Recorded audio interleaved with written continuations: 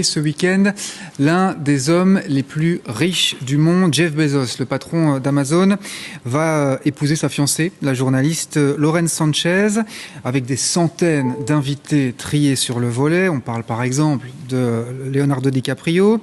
Des hôtels ont été privatisés. Alors, pour certains, c'est une aubaine touristique.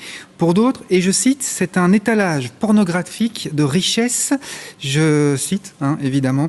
Bref, ce mariage divise les Vénitiens. Vincent Hufti, Barbara Chal. Si tu veux louer Venise pour ton mariage, tu peux payer plus d'impôts. Ce message, aussi immense qu'éphémère, déployé place Saint-Marc, s'adresse au patron d'Amazon. Depuis quelques jours, les actions de protestation en tout genre se multiplient contre ce projet de mariage en grande pompe.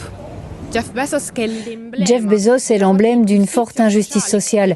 Les riches doivent commencer à réduire leur empreinte écologique et à payer des impôts. À table, 200 convives, Kim Kardashian, Oprah Winfrey, Leonardo DiCaprio ou encore George Clooney.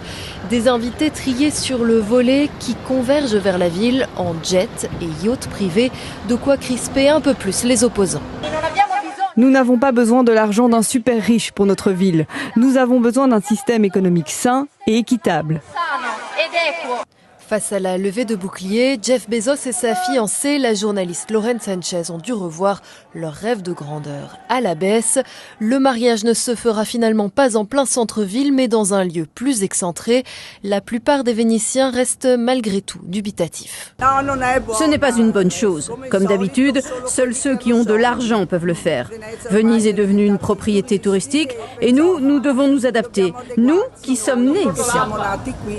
Le coût des festivités est estimé à quelques 15 millions d'euros, de quoi tout de même allécher certains Vénitiens, commerçants ou hôteliers. Très contente, parce qu'on aurait besoin de Bezos toutes les semaines à Venise pour que ça se développe un peu, non ?